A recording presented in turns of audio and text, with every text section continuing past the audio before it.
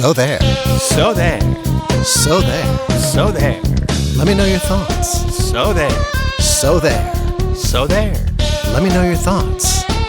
Why do you keep saying let us know your thoughts? Let me know your thoughts to me is a nice lead-in for So There.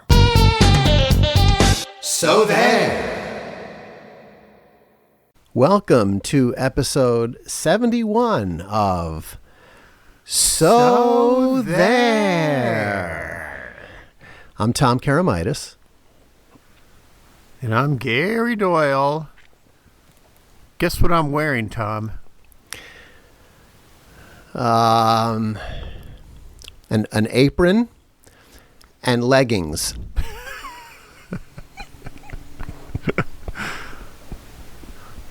No. I usually do the podcast shirtless, as you know. It's my little affectation.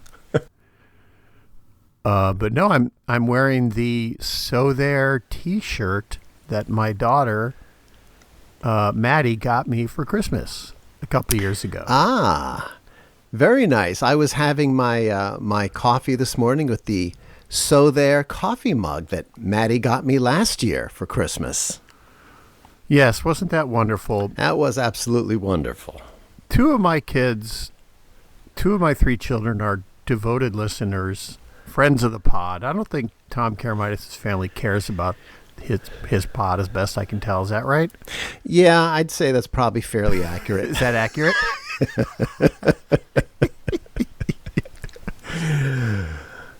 Yeah. But they love you, right? Yeah, we'll find out. We'll find out. It's my birthday Monday, and it's your birthday Monday. So we'll find out. Yeah. We have the same birthdays. Yeah, That's right. Tom Karamitis will always be older, always, by 1 year, right? That's 2 right. years. 1 year. 1 year. Yeah. Yeah. You have big plans for your birthday? No, I think we're just going to go out to eat. I'm not a big birthday person. You know, the more low key, the better. Yeah, I'm that way too. I sometimes feel like those around me are looking for an excuse to kind of let's get together and do something. February birthdays are always a little tough, but we're gonna go out. We're gonna go out for pizza, and then we're just gonna come back to the house and have some. There's a place out here called Nothing Bundt Cakes, and they do these little individual-sized bundt cakes. So rather than the big birthday cake that no one ever finishes, we're gonna do something like that for dessert. Yeah, kind of a low key. It is easier, I think, when you have a birthday during, the spring or summer. There's a lot more things you can do. February birthdays are tough that way. Yeah, is Nothing Bundt Cakes just bundt cakes? Yeah, of all sizes and different, toppings and stuff like that. It's but just bundt cakes. Yeah. Wow, what a fascinating niche. Somehow they remain in business. It's like a place that only serves sausage frittatas. I know, it sounds good to me. So there.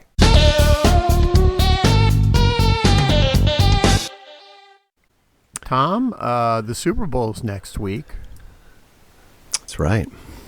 And the advertisers, as they always do every year, started putting out their ads, which I think on the one hand, I'm not sure why they do it. Like, I think there's a lot to be said for the element of surprise in the game when everybody, all 150 million people or whatever are watching the Super Bowl. I think there's something to be said for that. But I also find it a little bit presumptuous, like these Super Bowl ad teasers that some advertisers do, like, hey, get ready for our ad. You're going to love it. Isn't that a little bit presumptuous? I don't know. Yeah, I think so. I think it's, once again, the advertising industry kind of thinking that, all of America is a buzz, right, with what commercials will be on. To me, the commercials are things that people discuss after the game, but I don't know of anybody other than the ad industry, as you're pointing out, that would think that people are waiting with bated breath, for the ads. Yeah. Yeah. I've only seen one, which I was not very impressed with. I think people like it, but I don't know if you've seen it. It's for Hellman's mayonnaise, and it recreates the scene from When Harry Met Sally.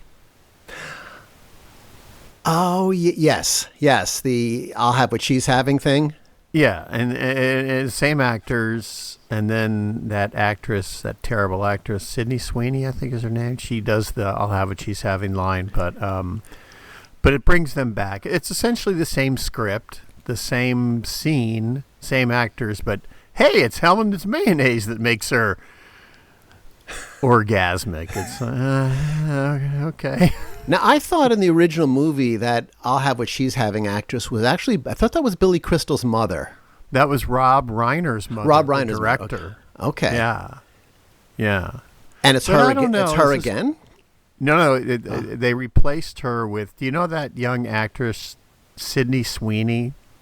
She's kind of a, not up and comer because she is famous, but she's in Euphoria and all these different things. Quite talentless, but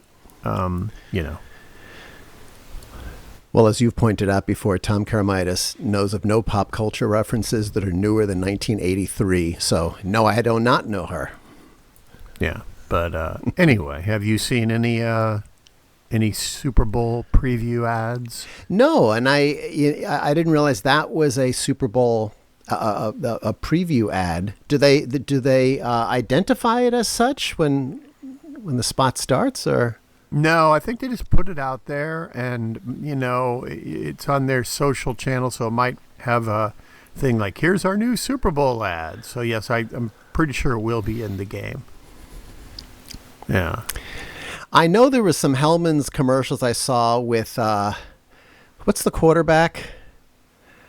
Will Levis. Yeah, they're kind of puzzling endorsement. Yeah, yeah. A terrible quarterback. Let's get one of the worst quarterbacks in the league to be our spokesperson. Well, let me back up a step for you on that one.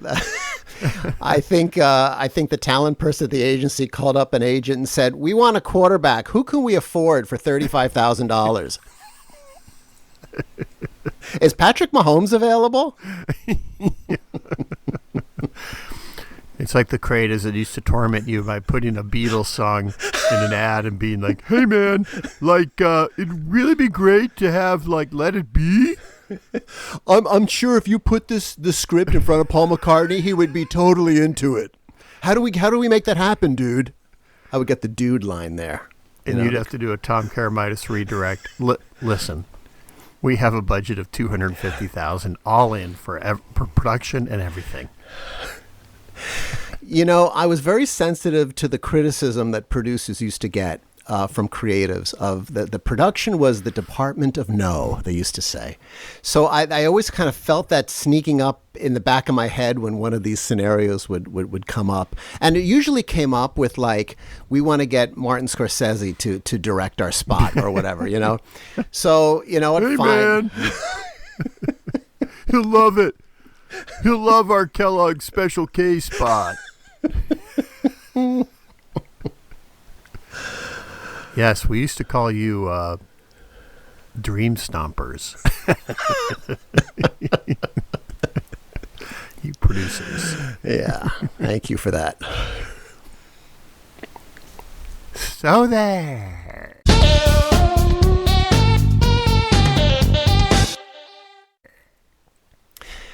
Well, on a similar topic, I was thinking last week about how trends in advertising often will slowly build, and then they reach a fever pitch, and then they crest, and then after they crest, you kind of hardly ever hear of them again. And the example I would give you is the noun as verb phenomenon that we've discussed many times on this podcast. Oh my God, yes. But I would say the latest example now of this phenomenon is something we talked about as recently as last week, Snoop. Oh, my God. who's everywhere. As a matter of fact, last week during the football games, they had mentioned that the NFL this weekend is doing something called the Pro Bowl games. They don't actually play a game. They have these stupid contests now because they don't know what to do anymore at the Pro Bowl. But it's being hosted by you-know-who, Snoop. He was also in a commercial I saw for some kind of whiskey or something. But it's unbelievable. I think at this point, I predict after the next week or two and the Super Bowl's finished, I think Snoop is going to fade into the distance, just kind of into the background of the faded wallpaper of your past. That's my prediction.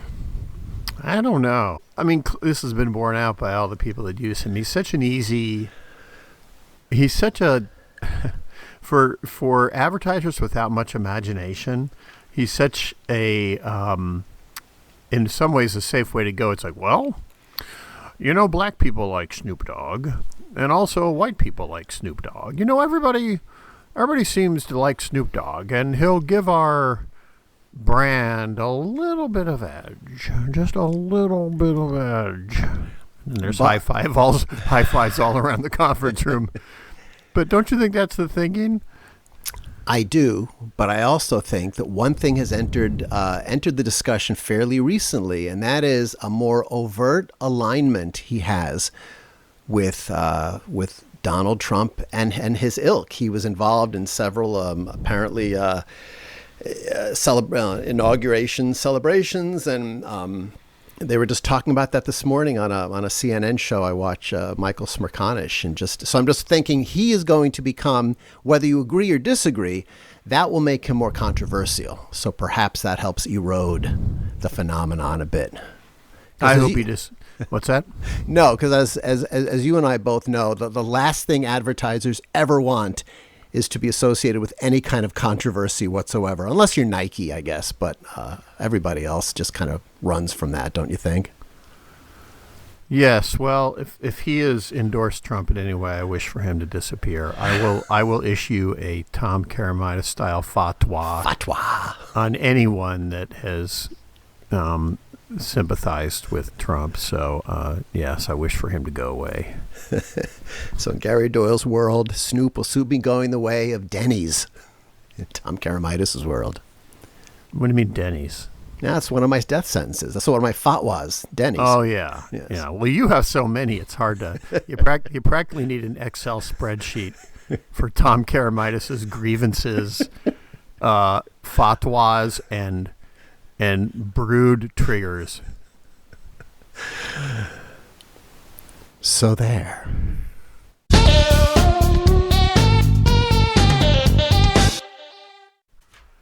Tom, you mentioning Snoop Dogg reminds me of, forgive me if we've talked about this, but Publicis put out one of their dorky, awful corporate films about some initiative they were undergoing at Publicis, but they had Snoop Dogg make the announcement. Yeah. And it triggered quite a bit of consternation, rightfully so, that they probably paid Snoop Dogg $1 million to do this dumb announcement, and and they're always laying off people at Publicis. But that reminds me of the ad world. And by the way, this submission comes courtesy of friend of the pod, Michael Corbet, ad legend, used to be a creative director at Leo Burnett, owner,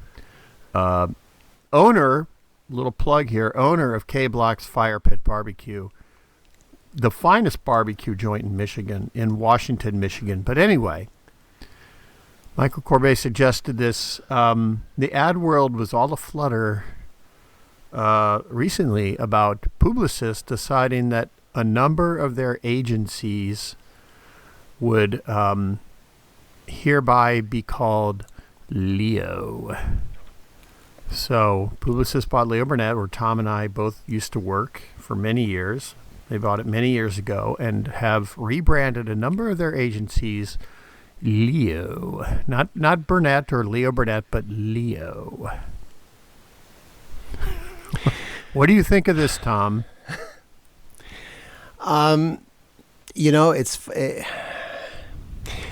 I guess I'm fairly conflicted on it. On one hand, I was fearing the ultimate that the Leo Burnett name was going to go the way of J. Walter Thompson and Young and Rubicam, just classic legacy agency brand names that were just retired and gone forever. So I guess on one hand, I'm glad that some form of the name remains. However, I read one comment on LinkedIn that I thought kind of, to me, captured it perfectly what probably happened. And that was some creatives at Publicis were probably given this assignment to somehow come up with a new way to brand. And somebody realized, hey, the Publicis logo is a lion and Leo is the name of a famous lion. Why don't we just put them together somehow? And that marries the whole thing. And there, we're done. It's 2:30. Let's get out of here early today. And so I don't know. If Leo Burnett's name had been Ed, if his name had been Ed Burnett, would they renamed it Ed? It just feels a little strange to me. I mean, Burnett, when you and I worked there, at least the circle I hung out with, you used to say, I work at Burnett. Although I guess you could make an argument and say I worked at Leo. I don't know. I'm blathering on, but I am kind of conflicted about the whole thing. What do you think? So the lion. So I didn't understand that. So did you see the film where they announced it? Yeah, which didn't have Snoop Dogg, thank goodness. But it was our tour. The head of Publicis talking about this, and all of a sudden, a lion walks out and starts walking around the set, and I thought. It was baffling. It was almost like an acid trip, like everybody was high that made this video, because why is this lion coming out and just kind of walking around, and our tour keeps blathering? But I thought it was because it was a nod to Cannes, like we're going to do work that will win a lot of lions. That's what I thought it was, but that was about Publicis's logo? That's the way I took it. If you look, the Publicis logo looks like the sun, right? But in the middle of the orb, the center is a lion's face, so it looks like a lion with like kind of wild. The rays of the sunshine are coming out all around him. If you Google Publicis lion logo, you'll see it. So that's kind of. I would think. If it was relating to the Cannes Lions, I feel like that's maybe a little too inside sports and that the world wouldn't really understand that connection. But it was random, though. All of a sudden, yeah, he's talking about in the legacy of Leo, the man. And then all of a sudden that is the world's worst. Like, that was the world's worst French accent.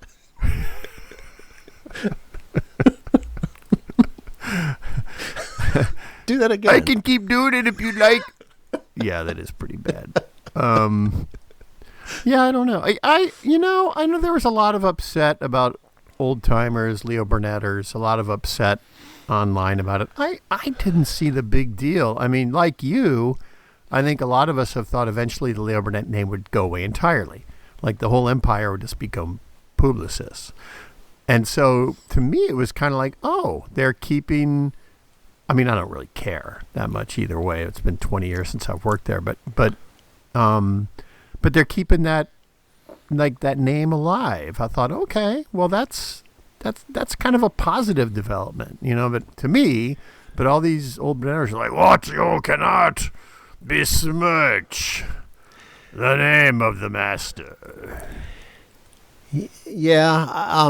The other reason that I thought that it was only a matter of time before they retired the name is when you think about it, Leo Burnett just recently closed its Detroit office, so which left a grand total of one Leo Burnett office in the United States, the one in Chicago. So, it wasn't even like, I mean, look, Young and Rubicam and J. Walter Thompson had offices, all over the country for a while. And that, WPP, I assume, was the one that owned. Well, no, WPP had Thompson. I don't know if they also owned Y&R, but anyway, whatever holding company it was decided those brand names had lost their cachet, lost their meaning, lost their relevance to the current generation, and they were gone. So you figured the Leo Burnett name must have been in the queue any time now, Yeah.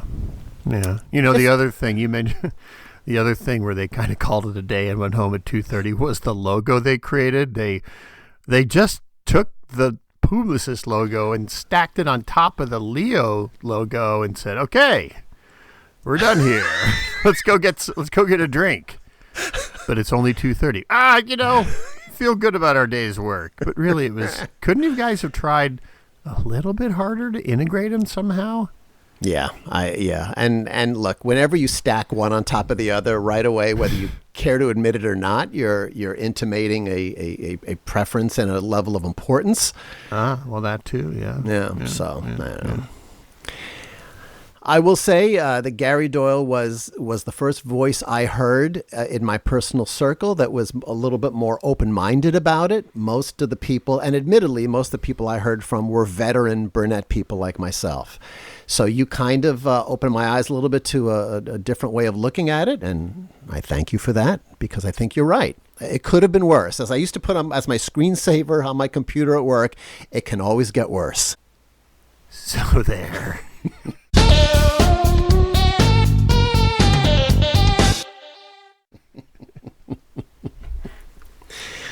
Well, Gary, we this seems to be quite a full marketing episode. This is kind of going back to our roots a little bit. I kind of like it. Our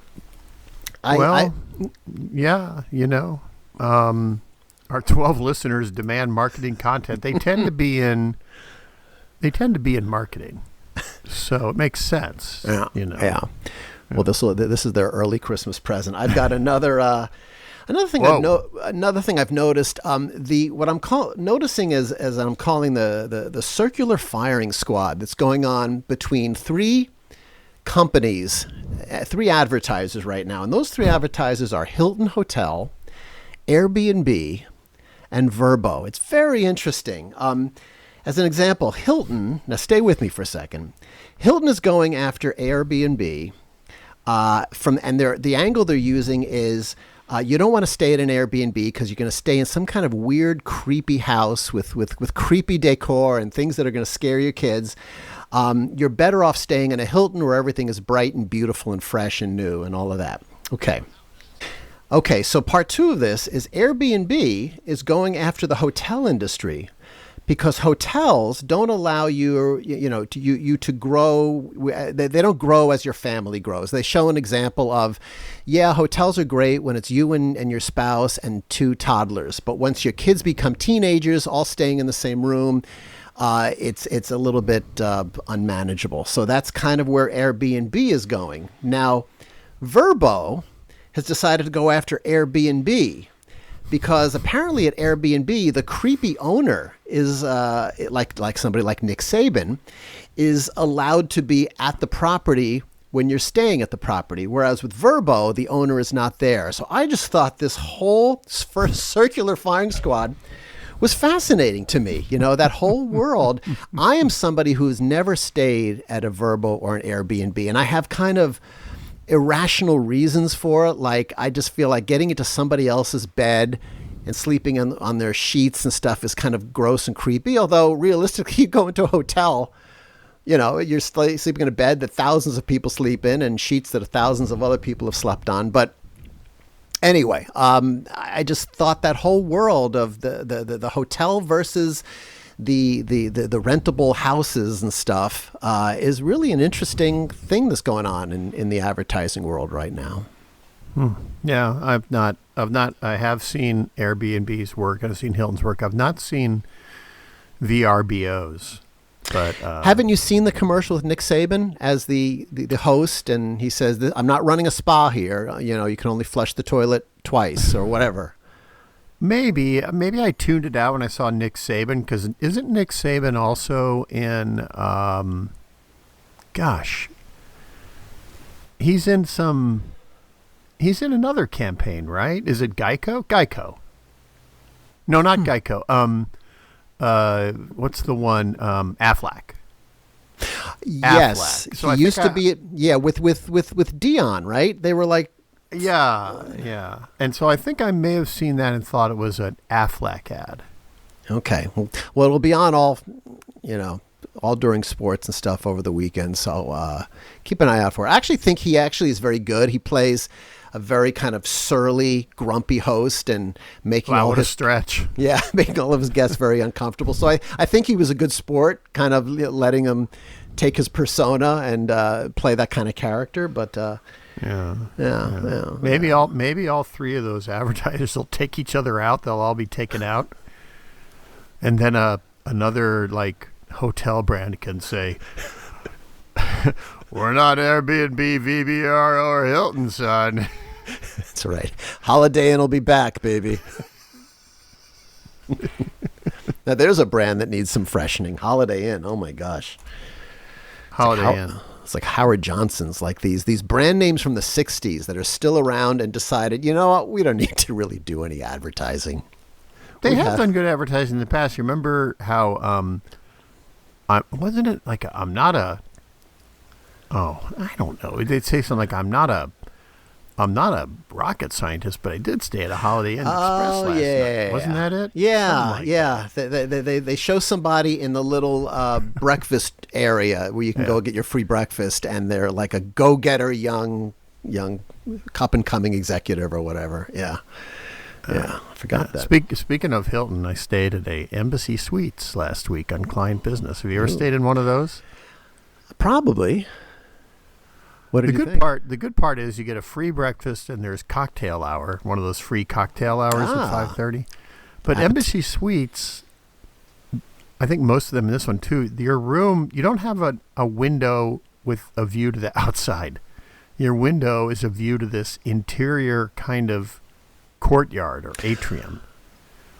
Interesting. You know what I mean? So your window is inward facing. Inward facing. So you don't have a window to the outside world, which really was troubling to me. That's very strange. I feel like only once in my life have I ever had a hotel room without a window. Yeah. You know how when you wake up in a hotel room and even before you look at a clock, you can kind of sense how early or late it is by how much light is coming from the outside? You know? You don't get that. You don't get that in an Embassy Suites. It's always the same amount of light. Yeah, and it's the artificial light from the atrium area. I always sleep with my blinds kind of open for that very reason. I don't want to end up sleeping till 10:30 in the morning and not realize it's 10:30 in the morning because the room is so dark. You sleep with your blinds open? That's odd. Not totally open, but they're, I keep them open a crack. I'll pull the drapes open a little bit. Maybe our next podcast can be all about our hotel stays. Well, like this has been all about marketing. Well, you missed but what I was referencing before was my stay at the Nico Hotel in Los Angeles. Legendary.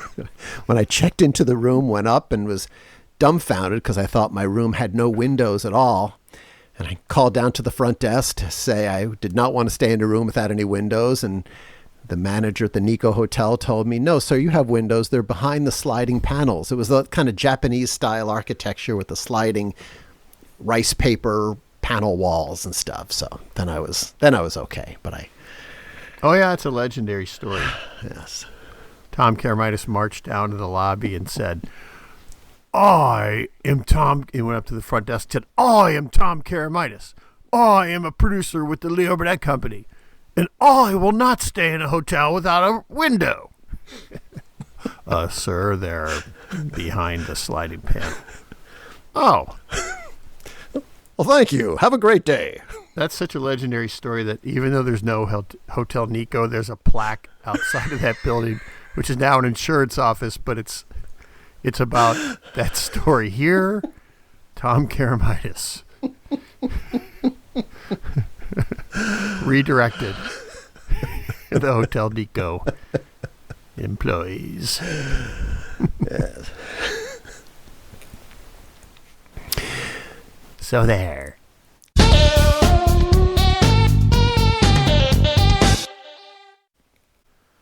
All right. Well, Tom, I think we've run out of things to talk about with marketing. I'm sure we'll have more in the next pod because, frankly, the marketing world provides us with no end of things to ridicule. So on behalf of Tom Karamitis, this is Gary Doyle saying, so